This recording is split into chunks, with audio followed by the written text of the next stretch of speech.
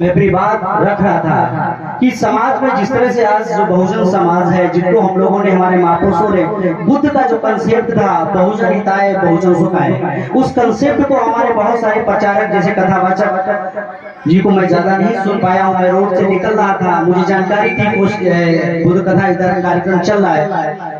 तो जिस तरह से आज समाज में हमारे लोगों के साथ, खासकर हमारी जो युवा पीढ़ी है, जो हमारी 50-60 साल की जो हमारी वृद्धा है, जो हमारे बुजुर्ग हैं, उन लोगों के दिमाग में कंसेप्ट क्लियर क्या है, उस पर मैं बात करूंगा।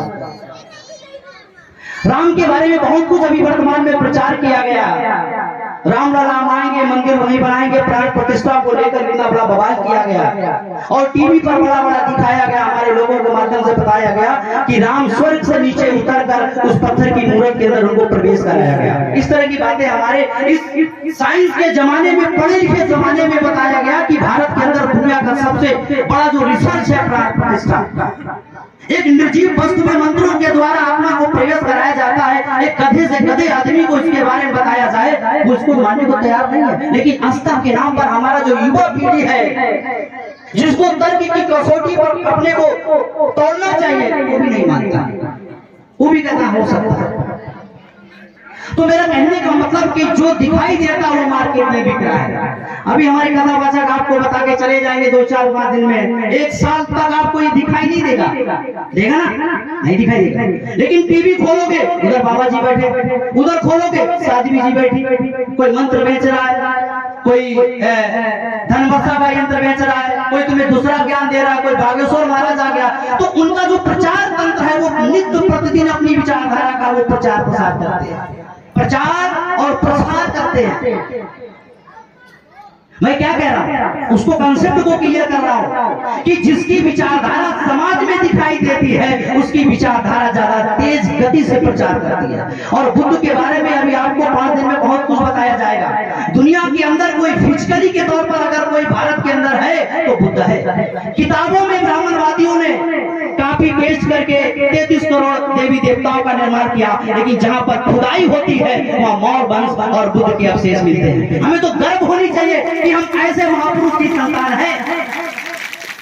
अभी राम मंदिर का सुप्रीम कोर्ट का जजमेंट हुआ, उसमें लगभग में 80 विटनेस मतलब गवाह पेश किए गए, मतलब गवाही के लिए। एक भी एससी बैकवर्ड नहीं था, एक भी सात कुशवा धोबी धानु नहीं था, उसमें ब्राह्मण थे, गवाही दे रहे थे राम के समर्थन में। 250 सबूत पेश किए गए, एक भी राम का सबूत नहीं था। उसमें क्या क्या सबूत था? बुद्ध की अवशेष पाए गए, बुद्ध की लिपि पाई गई। हमारे जो बच्चे पढ़ते हैं साइंस में और जो तैयारी का, तुम्हें मालूम होगा कि एविडेंस क्या होता है, सच क्या होता है, लिपि क्या होती है। बर्तन पाए गए बुद्ध के, और ब्राह्मणवादियों ने चालाकी से बुद्ध को 9वां अवतार बना दिया। रामचरितमानस में, वाल्मीकि रामायण में बुद्ध में ऐसे 26 श्लोक है, हम लोगों ने उसका पोस्टमार्टम किया है। बुद्ध को चोर कहा गया। हमारे कथावाचक जी इसके बारे में रीड कर रहे हैं, बुद्ध को गाली दे रही रामायण और कहते कि बुद्ध से, राम से पहले राम पहले थे, बुद्ध बाद में। तो इन लोगों ने जो सारा का सारा साहित्य के साथ में मिलावट की, इतिहास के साथ में मिलावट की, क्योंकि हमारे पुरखों ने इतिहास नहीं लिखा। जितने आपको राइटर मिलेंगे, जितने इन्होंने धर्मशास्त्र लिखे, वो सारे ब्राह्मणों ने लिखे। ये कोई ऊपर से नहीं टपके हुए कि ऊपर में स्वर्ग में करंट बसी लगी थी और छाप छाप के भेज रहे थे, ये सब इन्होंने ही निर्माण किए। आप कोई भी वेद पढ़ो, उसके वेद के पीछे लिखा होगा फलाने ऋषि की वाणी है। वाल्मीकि रामायण लिखने वाला कोई भंगी वाल्मीकि नहीं था, वो प्रचेता का पुत्र है, ब्राह्मण है। महाभारत लिखने वाला वेद व्यास, सौती, बेसन, वानन तीनों ब्राह्मण है। मनुस्मृति लिखने वाला भूमति भार्गव नाम का ब्राह्मण है। अरे ये तो हिंदू धर्म नहीं, तो ब्राह्मण धर्म है। और जो ब्राह्मण धर्म है, ब्राह्मण धर्म में ब्राह्मणों ने क्लियर कट लिखा हुआ है, देवाधीनम जगत सर्वम मंत्राधीनम चावदे देवता ते मंत्रा ब्राह्मणाधीनम तस्मत् ब्राह्मण देवता। समझाता हूँ आपको, एक ही श्लोक से आपको क्लियर हो जाएगा कि भारत में देवता नाम का कंसेप्ट कहाँ लाया गया। शास्त्रों में ब्राह्मणवादी लोग कहते हैं कि सारी दुनिया कायनात देवताओं ने बनाई और सारी दुनिया देवताओं के बस में है, कस्टडी में है। आगे लिखते हैं देवता लोग मंत्रों के अधीन है और मंत्र ब्राह्मण के अधीन है। तस्मत ब्राह्मण देवता ब्राह्मण ही देवता है। अब जरा बताओ इसमें धोबी धानु नटकोरी कुशवा साकुमा कहां से है देवता? हमारा क्या है भाई? तुमने लिखा, तुमने अपने को भगवान घोषित कर लिया, तुमने काल्पनिक देवी देवताओं को निर्माण किया। अभी एक नया और रिसर्च आया हुआ है, अभी हमारे जो बच्चे तैयारी करते हैं चाणक्य के बारे में सुना होगा। हिस्टोरियन नहीं है, ये काल्पनिक है। चाणक्य ने जो अर्थशास्त्र लिखी वो संस्कृति में लिखी और बुद्ध काल में पाली भाषा थी। अभी हम लोगों ने ITI डाला हुआ है, तो ITI ने भारत सरकार ने जवाब दिया कि परशुराम के और चाणक्य का कोई भी एविडेंस नहीं है, राम का कोई एविडेंस नहीं है। राम तो सरयू नदी में डूबकर आत्महत्या कर ली, आत्महत्या वाले का कोई फिजिकल प्रमाण नहीं होता है। ध्यान रखना, राम मंदिर बनाया वो बुद्ध की विरासत को उन्होंने कब्जा करके वहां पे राम मंदिर बनाया है। ध्यान रखना, भारत में जितनी संस्कृति है, जितनी सभ्यता धर्म के नाम पर, ये बुद्ध के नाम पर है। ये पूरा का पूरा भारत बुद्ध में था, ये ब्राह्मणवादियों ने विदेश में खदेड़ दिया। आज पूरी दुनिया भारत को बुद्ध में नाम से मानती है, राम श्याम के नाम पर कोई नहीं जानता। राम के नाम पर वहां पे लोग चिलम पीटे बैठे, कोई नहीं जानता है। आज 48 देश, एशिया में 48 देश हैं, लगभग 80% देश बुद्ध को मानते हैं। अगर तुम्हारे राम श्याम इतने ही शक्तिमान थे तो विदेशों में क्यों नहीं जा पाए?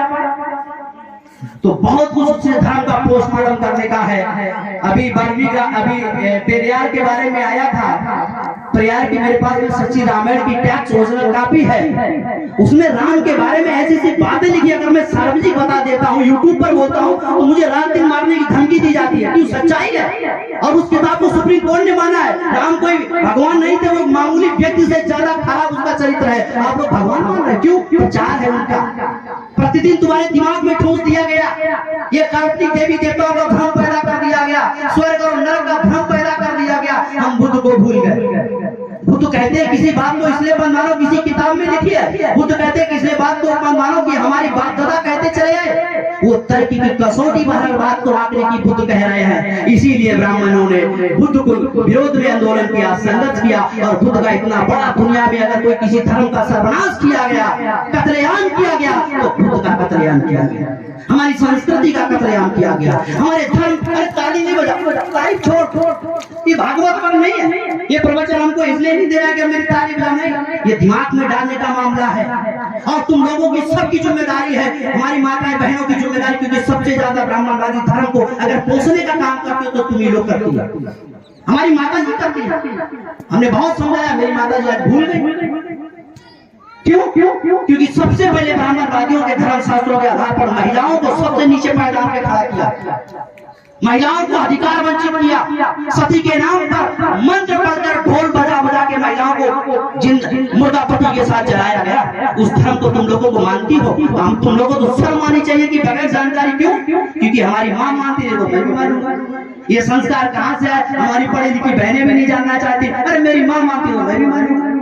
तो ये सारे के सारे गुलामी के संस्कार हमारे बीच में फैलाए जा रहे हैं। हमें गलत मीडिया और टीवी चैनलों के माध्यम से, धारावाहिक के माध्यम से, फिल्मों के माध्यम से हमें बिल्कुल फर्जी और खोखला इतिहास बताया जा रहा है। भारत में जितना इतिहास ब्राह्मणवादियों ने लिखा, हम उनका इतिहास मानने को तैयार नहीं है। हम दोबारा इसको संशोधन करेंगे हम लोग कि भारत का असली इतिहास कोई है तो बुद्ध की विरासत है, बाकी तो इनके सारे पूरी कल्पना है।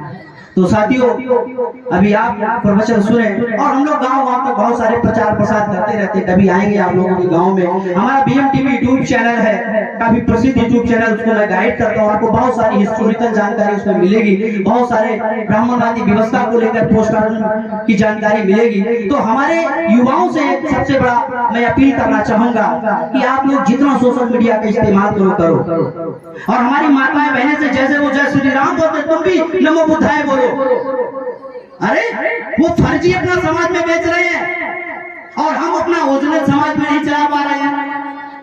वो हमारे देखो ब्राह्मण कितना चालाक है, पत्थर में प्राण प्रतिष्ठा के नाम पर करोड़ों रुपए पैदा कर रहा है। सारे मंदिरों में उन्हीं का कब्जा है। अभी राम मंदिर में 700-800 करोड़ रुपए की इनकम हो चुकी है 2-4 दिन में। वो किसके जेब में जाने वाली है? उसके बच्चा विदेश में पढ़ रहा है, हमारा बच्चा कावड़ लिए जा रहा है। और क्या देखो इनके देवी देवताओं का चरित्र देखो। चलो बुलाओ आया, भोले जी ने पहाड़ों पर बुलाया, कभी भोले जी ने यूनिवर्सिटी में बुलाया तुम्हारे बच्चे को? देवी माता कहाँ बुलाती? मंदिरों में हमारी माता बहनों को बुलाती है। अजीब बात है। अरे ये कहो, तुम्हारी बिटिया को कानपुर यूनिवर्सिटी में पढ़ने के लिए बुलाया, नीट की तैयारी करने के लिए बुलाया, लॉ करने के लिए फलानी यूनिवर्सिटी में बुलाया, कभी सपना आया आपको? अच्छा बताओ, किसी को सपना आया कि मेरा बच्चा विदेश में पढ़े? कभी सपना देवी ने दिया?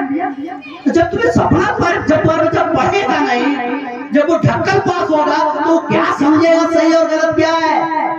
क्योंकि शिक्षा ही सबसे बड़ा हथियार है। डॉक्टर बाबा साहब अम्बेडकर कहते हैं शिक्षा शरीर का दूध है, पिएगा वो दहाड़ेगा। जब तुम उसको जानकारी नहीं दोगे, उसे पत्थरों के सामने ले जाओगे तो उसका भी दिमाग पत्थर हो जाएगा। तो वो भी कहेगा हनुमान ने सूरज खा लिया, वो भी मुंह लाएगा खा लिया होगा। उसके दिमाग बुद्धि ने कितना बड़ा ग्रह हनुमान कैसे खा गए, उसे भी बता दिया जाएगा कि मैल से गणेश पैदा हो गए, वो भी मान लेगा। हाँ, हर कोई मैल से गणेश पैदा हो सकता है। सोचो, अच्छा अपने दिमाग में सोचो, नहीं हो सकता, लेकिन फिर भी मार्केट में चल रहा है अंधाधुंध, हमारे लोग मान रहे हैं। और हाथ जोड़ के क्या कहते हैं? अंधन को आंख दे, कोड़ इनको काया। अरे बाबा, हम वो सर्जन नहीं है, तो तुम्हारी आंखें सही कर देंगे, मोतियाबिंद सही कर देंगे। और उधर कोड़ इनको काया, क्या उनके बैंक में बैलेंस है? क्या 200-400 बीघा उनके पास जमीन है, तो आप रजिस्ट्री कर देंगे? बताओ। अच्छा क्या ऐसा है? बेचना गाना बजाए जा रहे हैं। अभी गाना चला था, अभी उसका नोटियाल जी, उसका गाना है जो भी नोटियाल का, राम हम आएंगे पग पग, पता नहीं क्या गाना इमोशनल बना दिया गया। राम को जाति व्यवस्था नहीं दिखाई दी, राम को छुआछूत नहीं दिखाई। दुनिया में सबसे ज्यादा यहाँ पे अछूतों के साथ में भेदभाव आज भी होता है, राम को दिखाई नहीं देता।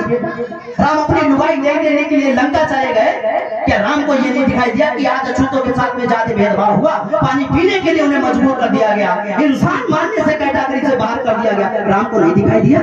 राम अपनी लुगाई के लिए लंका चले गए, राम ने उसी लुगाई को जंगल में छुड़वा दिया।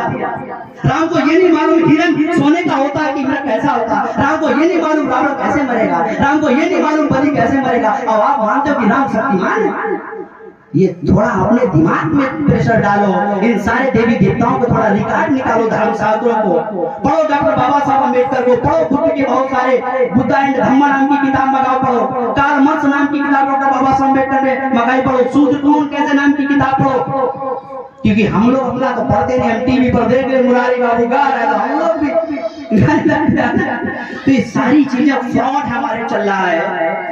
और भारत में अगर कोई वास्तविक है तो बुद्ध ही वास्तविक है। और बुद्ध को अगर आप अपनी धारणा में ले जाओगे, इमोशनल सोचोगे तो बुद्ध समझ में नहीं आएगा। बुद्ध एक तार्किक व्यक्ति है। दुनिया में सबसे पहले लोकतांत्रिक व्यवस्था का निर्माण करने वाला बुद्ध है, साइंस का निर्माण करने वाला बुद्ध है। तो ऐसे व्यक्ति को कोई जल्दी हजम करने वाला नहीं है, समझने वाली बहन। क्योंकि हमारी बहनों को ढोलक बजाने से ही फुर्सत नहीं मिलेगी तो बुद्ध को कहाँ पड़ेगी। तो ये सारी चीजें आपको सोचने समझने की जरूरत है। और जो ब्राह्मणवादियों ने निर्माण किया है, बहुत सारे रिसर्च आ रहे हैं, रामायण महाभारत गीता, ये सारे के सारे बुद्ध की जो जातक कथाएं हैं आप लोगों ने नहीं पढ़ी होंगी। बनते जी समझ रहे होंगे कि जातक कथाएं क्या है। उनको चोरी कर करके इन्होंने रामायण महाभारत लिखी हुई, ये सब कॉपी पेस्ट है।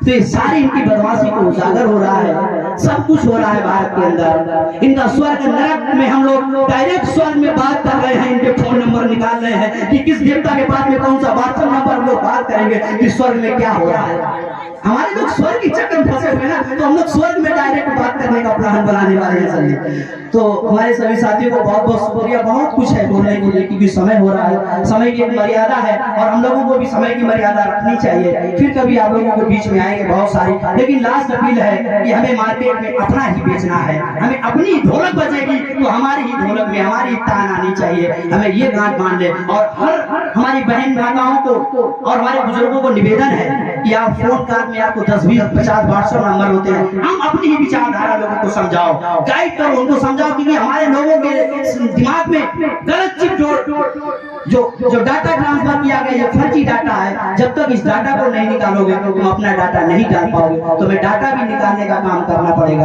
और जो बातें आपको बताई जा रही है, बातों को रिकॉर्ड करो और गहनता पूर्वक उसको लोगों को सुनाने का काम करो। ये लोग कोई ऐसा हवे में नहीं बात कर रहे, इन लोगों को बहुत ज्यादा रिस्क झेलना पड़ता है। अभी हमला हो जाता है इन लोगों की कथाओं के ऊपर।